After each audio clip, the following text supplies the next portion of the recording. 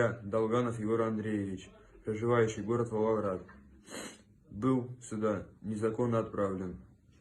Меня аж подбили свои в голову. Украинские медики дали мне помощь. Мам, забери меня отсюда. Что вы здесь делаете? Мы здесь мирных людей убиваем, которые ничего не сделали плохого. Я Науменко Дмитрий Николаевич, 18.09.2001 года рождения, военнослужащий 33-го полка, находящийся в городе Камышин, Волгоградской области. Мама, прошу, забери меня отсюда.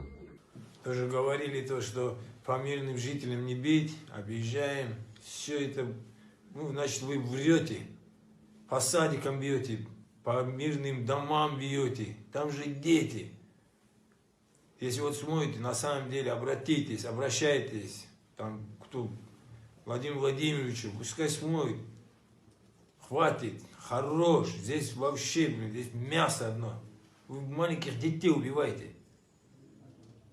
Я, Лиховидов Владислав Владимирович, 01.08.1998 года рождения, гражданин Российской Федерации, был отправлен воевать с братским народом по преступному приказу нашего президента.